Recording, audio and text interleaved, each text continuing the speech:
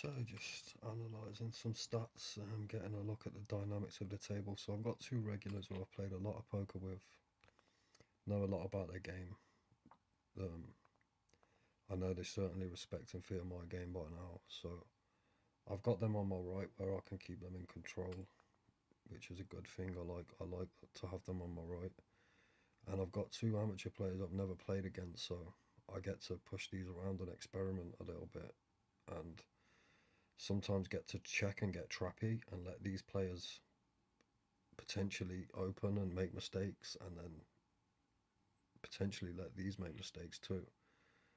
And my position can be good in a lot of spots. Like I was talking in the last session about controlling dynamics and understanding how to make the most of certain positions. This game, this lineup can make for some good poker here. Like I'm opening with this, I'm so comfortable opening with this into these two players, but with these two sitting in these seats, with no go and escape matrix sitting on my left wouldn't be good. I wouldn't feel as comfortable opening with this, and I'm folding to a lot of free bets. This it's just a standard raise. I'd usually go small, but against this player particularly, I'm gonna go just a little heavier, just to get more folds. Again, I'm gonna open very small ball poker with the 2.22. Basically set mine in with a raise. Like I can call all three bets with this, and reverse implied odds. Oh, let's not get into that immediately, but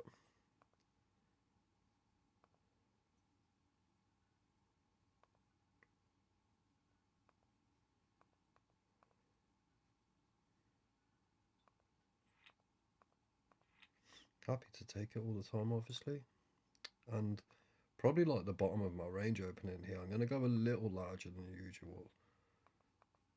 I say that the difference between my small raise and my medium raise is not much different. It's like a big blind. Can't go too heavy, obviously, because then we only get called by stronger hands, but almost always have to take another stab here because we've got the king of spades as well. We're blocking a lot of the flush draws. We're going to go five big blinds into eight here, and it's nice to get the fold from the position, from the button. I think we actually go another street here. I'm going three streets here. I think they're flushing. Now, the reason why I make the turn bet is so I can make a river bet that makes some sense. Don't feel like they have a queen here. I feel like they were flushing all along. And what looks like a bluff could be the best hand, but I'm never just checking there. But I like the way I played that hand there. Just not playing my hand for what it is. I'm playing my whole range. I'm taking credit for my whole range. And know that he's got a flush draw. They check raise. I was expecting a check raise on the flop, not a fold. Not a call, sorry. Either fold or check raise. Then again, the same on the turn.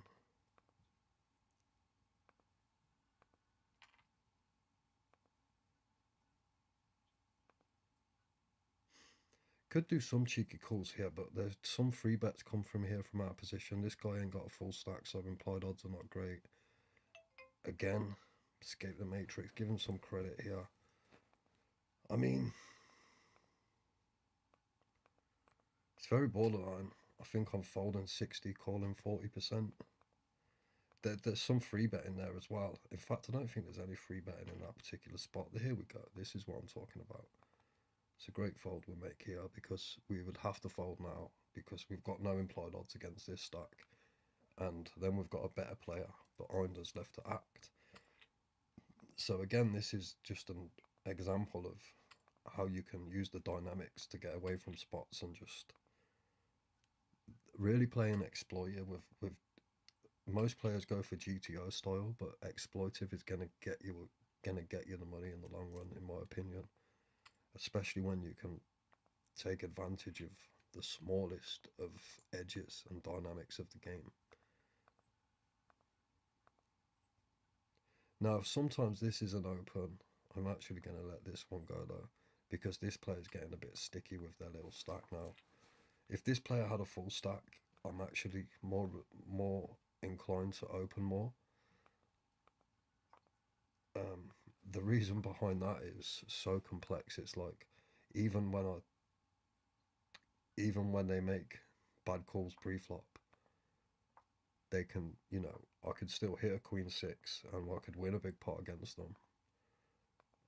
There's the fold equity with the implied odds mixed makes for a good recipe. When they're short stacked, they're just so sticky and it's hard to get them off. There's no bluffs there. There's no like maneuvering. We always gonna see bet here. They always free bet with their aces pre there. Sometimes they get sticky with some little pairs here, but we're always gonna free bet. We're always gonna continue here.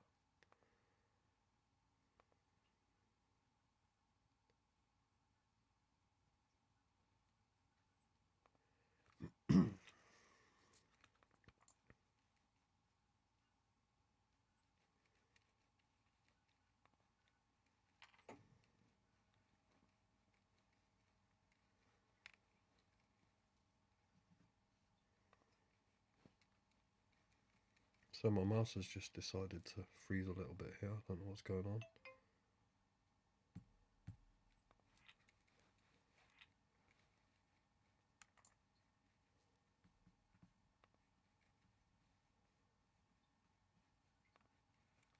Great.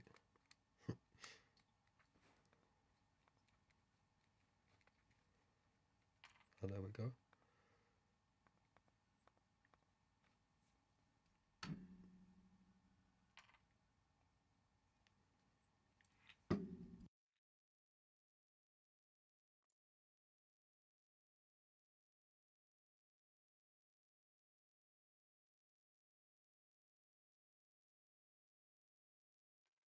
So if you see my cursor going crazy around the screen, it's because I've got my mouse on my lap on top of like a cushion.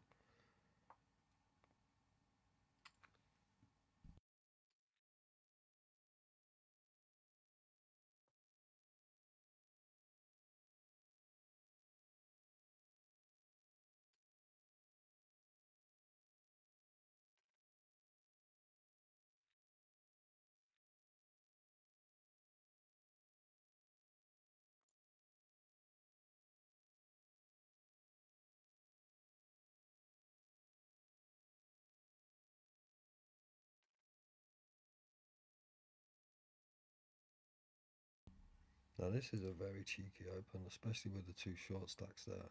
Happy just to take it down here. Will be the best hand a lot of the time here, so I've got a c-bet again.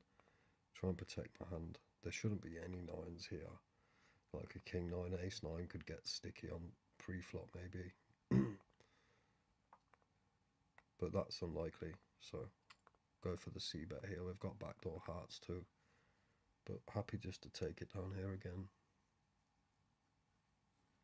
Sometimes a 10 jack might just check raise us, get sticky too.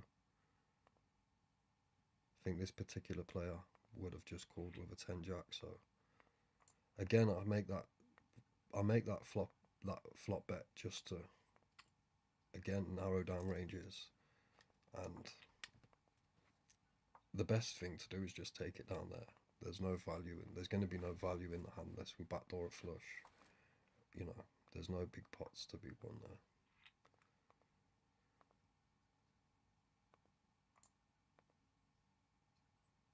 The worst thing you can do is check it and let them catch up. If they call and catch up, then at least you've tried, right? You've got money in the pot when you had the best hand.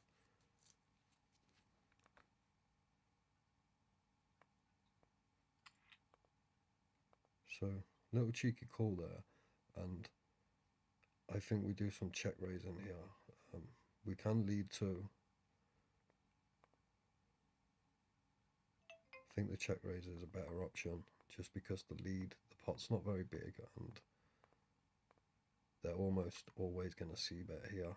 And I think when we check raise, it shows a hell of a lot of strength, and we get a lot of folds just here.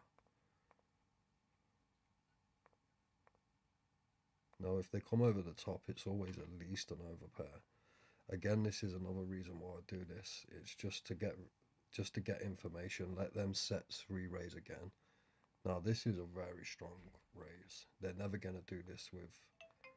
I don't even think they do it with overpairs. This is like maybe two overcards with a flush draw, or like king queen of spades maybe, or a hell of a lot of sets as well.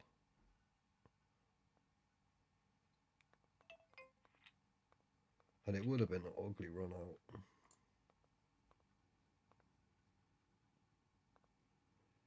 Now, the other option was for me to open myself and lead there, but if they're going to if they're going to raise our check raise, they were definitely going to raise, and we would have folded.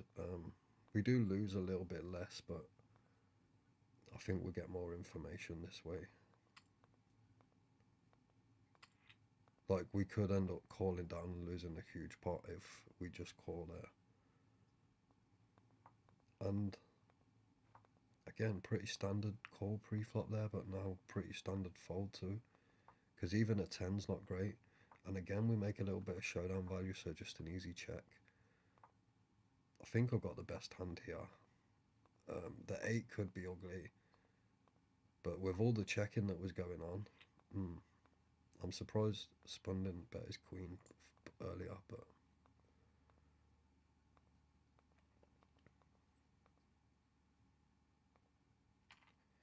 now this is just ugly because these short stacks don't just call, they fold or raise here, I think. I'm wrong about that, but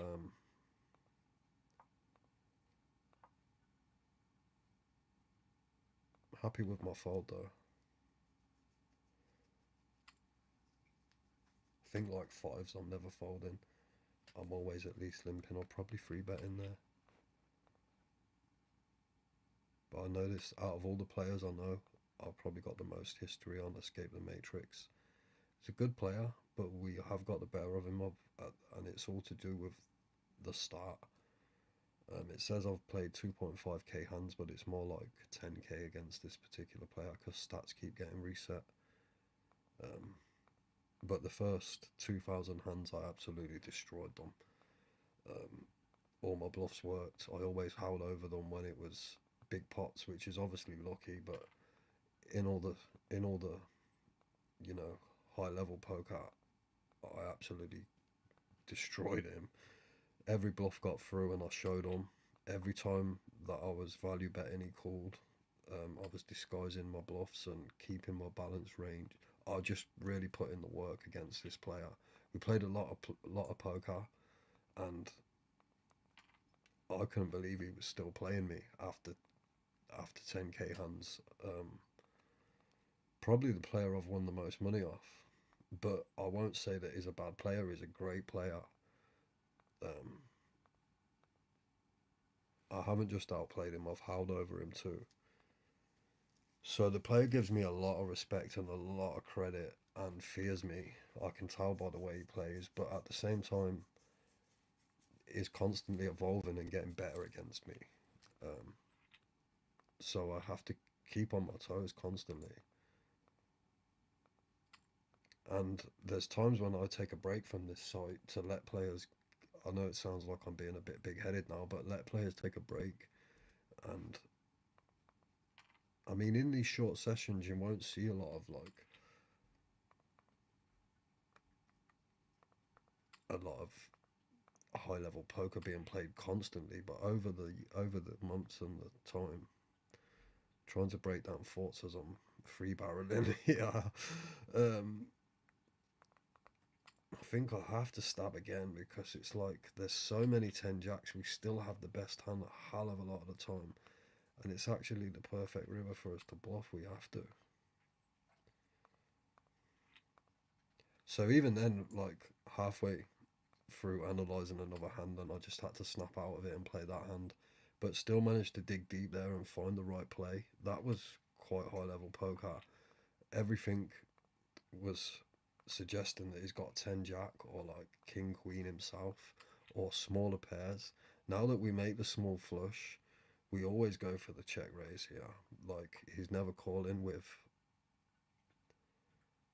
shitty hands, but we get him to make some error bets here. I mean, sometimes they do have the bigger flush. I think I'm going to actually call and check and let him bet again, then go all in. No heart. It's the perfect river for him to bet again, but he manages to get away. I should have gone for the check raise on the turn, but maybe they don't. Let me have a look. I don't think he calls. No, he's not calling all in with that on the turn. So yeah, sorry, I was breaking down a hand and then had to distract. So what was I talking about again? Oh well.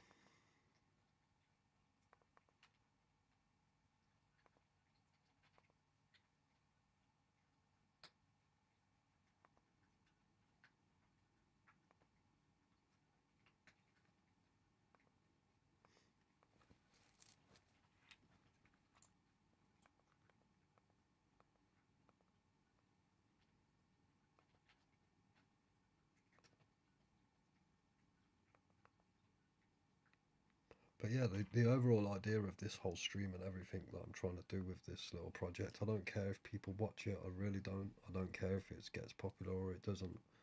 I'm doing it for my own reasons, like just analysing hands and really micromanaging myself as well. But it's I think it's a good idea to document the actual thought process behind everything that I do, to give people an idea. There's many ways to skin a cat, and I think my approach is quite different to most regular pros and different players. I mean, I'd love to be playing at the highest level of poker. I would destroy it. I think I'm always going to be putting in more work than my opponents. This is a free bet. Like to take it down now and see how they just absolutely snap fold. It's like they're making their decisions against me, pretty much mandatory decisions. It's like they're folding everything except for ace king, ace queen, and then they're gonna four bet. This is actually a fold. I know it sounds ridiculous, but the open's just a little bit too aggressive for. If he goes like 1.50 here, I call. The difference in a couple of big blinds is dramatic. He does this to try and isolate with like ace queens, ace jacks, king queens. All these hands don't play very well against me when I'm out of position here. I just wish I could unload my thoughts as quick as they process. Like, I can go through 4 or 5 thoughts per second when I'm playing at my highest level.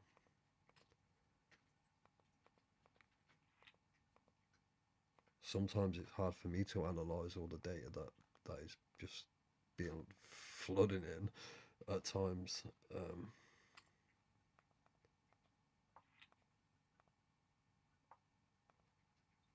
Especially with live play, there's a lot of times when I've already made my decision in live play, but I'm gonna tank for like 30-40 seconds maybe just to see if I get reactions from their body language, just to back up what I already think, and also maybe I can make players do things that they're gonna do again later.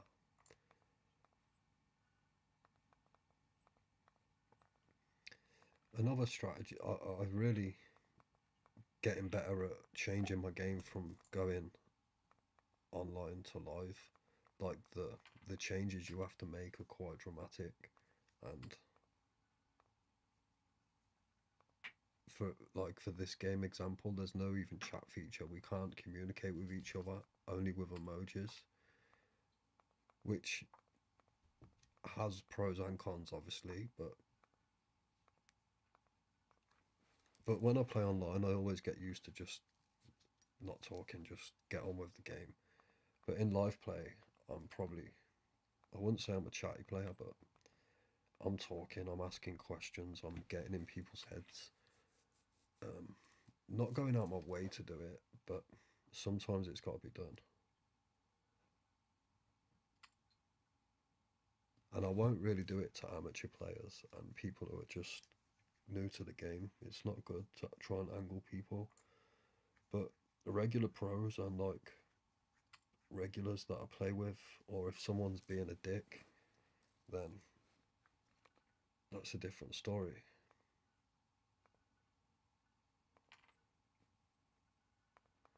So I've used my time bank up here, so decisions have got to be quicker. But my decisions are always snap anyway. Um, I'm actually pausing in between decisions just to try and explain a little bit before cards come. So 5-3 of diamonds they're stacking off here with. This is what I mean about they're getting sticky. This is why I'm not opening so much with weaker hands that are not prepared to call free bet shoves.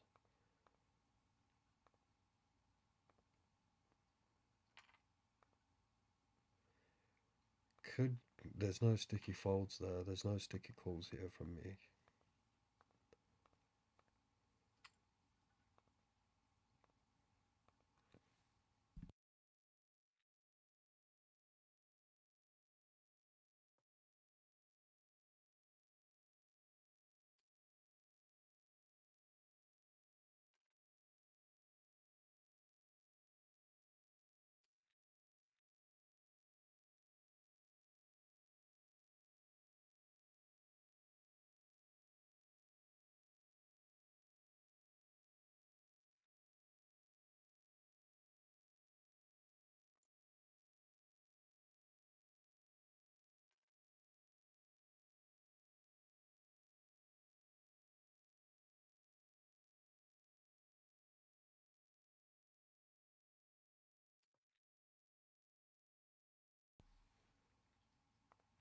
So the reason why I'm going very small here is so I can get check raised a lot.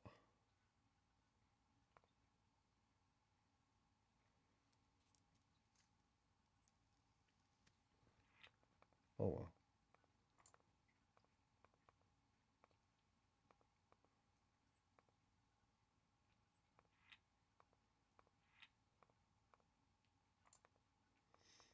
And if they're ever going to fold in them spots, it's like you're never going to win a big pot anyway.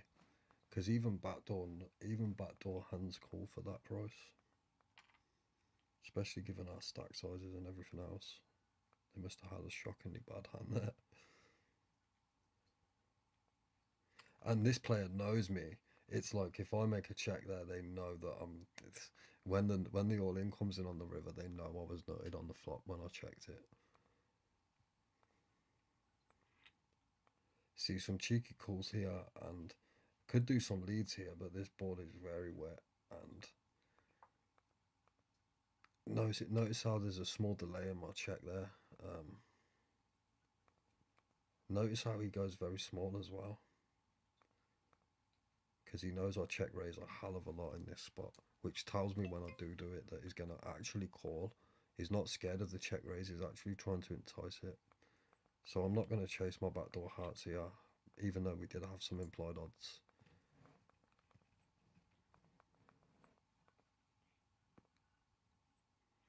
So like I said, I played a lot against this player, and they're always going to be evolving according to what I'm putting them through, and I'm always aware of how they might evolve. Like he's starting to play small ball against me now, keeping the pot small so he can call my free bets more often, which is a great play. Like he's what he should be doing, um, but I'll find ways to counteract it.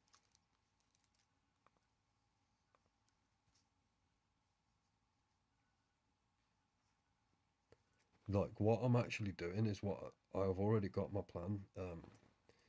So now he's aware that I'd be checking a lot of big hands to him, so I'm actually going to start betting them more. So I'm playing them obscure. Um,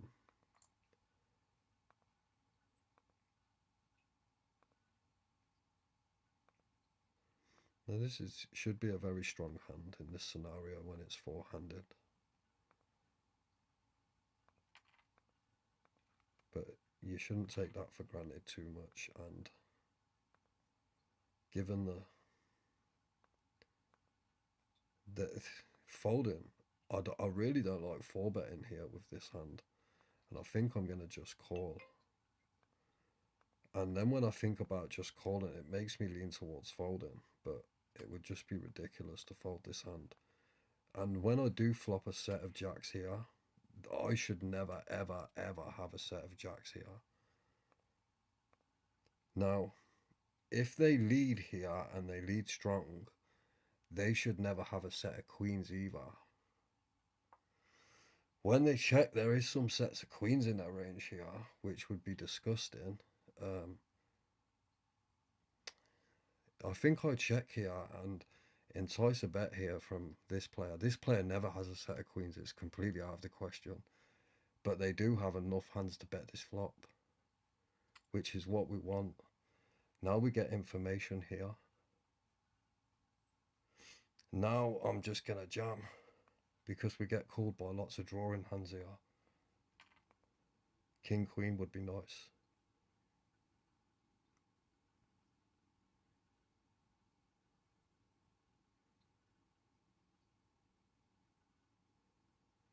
But I like the way I've played this because we got the extra information without actually betting.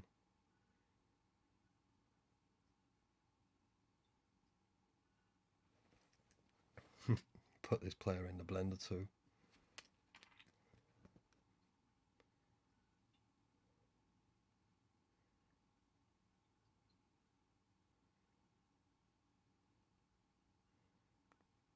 Why do I feel like a run of straights coming?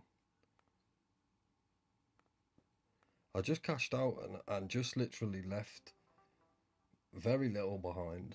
I left very little behind there, but because they didn't want to run it twice, I thought I'm just going to cash out here. Not being greedy, I mean, the nine comes on the turn. They're going to be drawing dead a hell of a lot of the time on the turn. But very rare you're going to get it in that good. So it's just an easy spot to cash out. I mean, I'm just getting back into playing live. I don't want to start booking losses, and yeah, it's nice to just take some easy money that's guaranteed. Like, and the good thing about taking your equity, you literally are just taking your equity. Your hand is not worth 100% of the pot. My hand was worth like 90% of the pot, right? So it's all I'm entitled to, really. Yes, the site make like 1%. You're losing one big blind, a little bit of rake, but if you ever lose in them spots, you're never gonna get that equity back. It's just gone forever. Um, it's kind of like bankroll management as well. But I won't get into the reasons why you should and shouldn't cash out and the different times when you should. Always going small here. Like, that was a horrible turn, but I've still got the best hand a lot. But whatever they call on the flop with, they call on the turn with too. I was just about to say a king would be like probably a nice river or a deuce. Either end of the spectrum would have been nice, but I should bet here just to stop a hand like king five. I really feel like they're gonna have a king five. Sometimes we beat a four here, or maybe like a six, 7. See, this is what I do. I should have bet there to make that hand fold, but I just wanted to show how I just analyze people's ranges and put them right on their hand.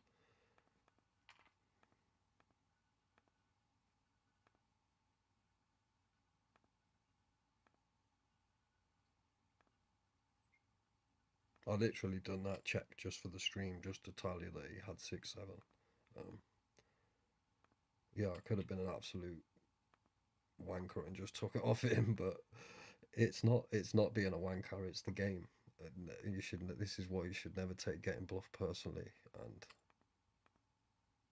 but people do, and it might look quite predatory. and I guess it is. But this is a dog eat dog game, man. The whole world's like that, right?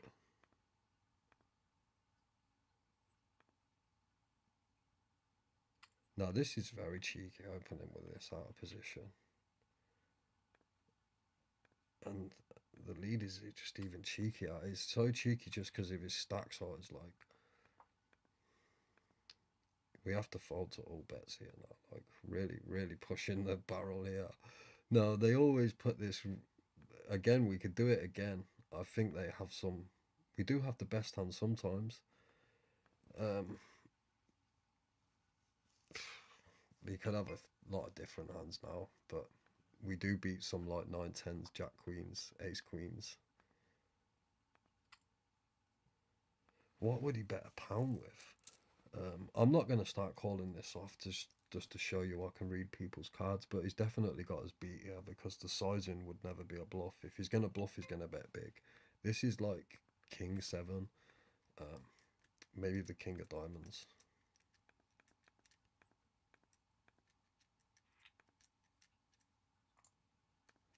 But yeah, I'm actually going to end the stream soon. It's quite late now, and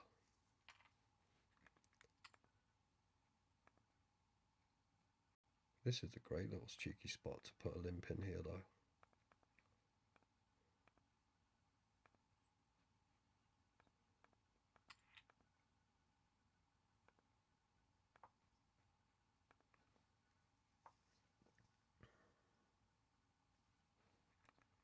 This player should never bet in this position.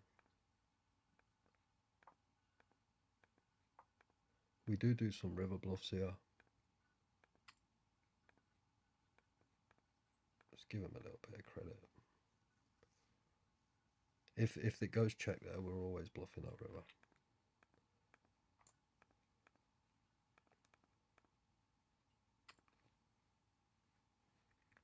Machiavelli let me know he didn't have an ace there. Machiavelli's another player just like Escape the Matrix. I've played a hell of a lot of poker against this player. This player has actually, it's been the opposite. This player's probably actually howled over me in the flips and got lucky against me in a hell of a lot of spots. But I've still managed to punish them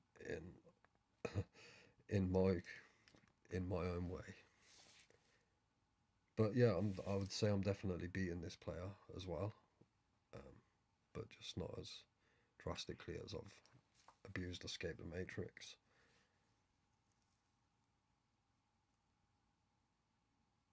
But yeah, there was a spot the other day. Escape the Matrix got so lucky against me, man. I set him up beautifully, got him to bluff all in. Well, got him to try and bluff another player, and I was waiting behind for both of them. And he comes into the river with a 2-outer and binks a 2-outer on the river. For about 200 or 300 big blinds, it was gross. I mean, like a 500 big blind pot.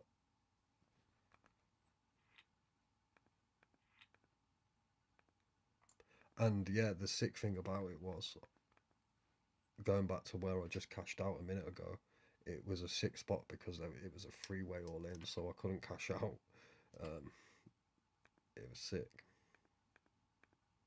And I remember thinking, this Machiavelli always seems to get me in ways where he just shouldn't get me. Like,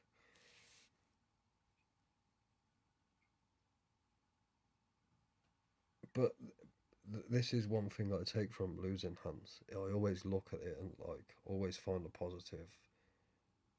There is always one there.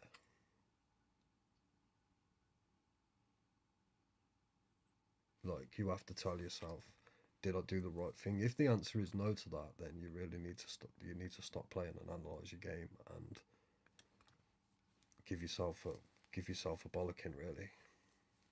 Well, I do anyway.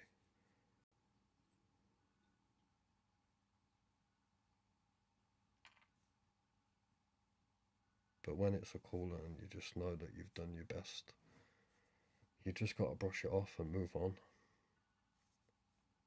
and not let it affect the way you play against that particular player or in the game.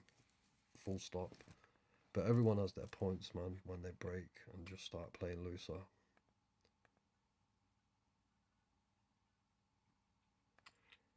But yeah, I'm going to end this session now. This is big blind next hand. So again, this is another, I've done a couple of streams tonight. I've made a few adjustments each time. Hopefully getting my mic better, my sound better, and get things running more smoothly. And also getting better at just doing this. It's quite hard to unload 3 seconds of thoughts in like, yeah, it's going to take me a long time. But here we go. I'll be back streaming again shortly.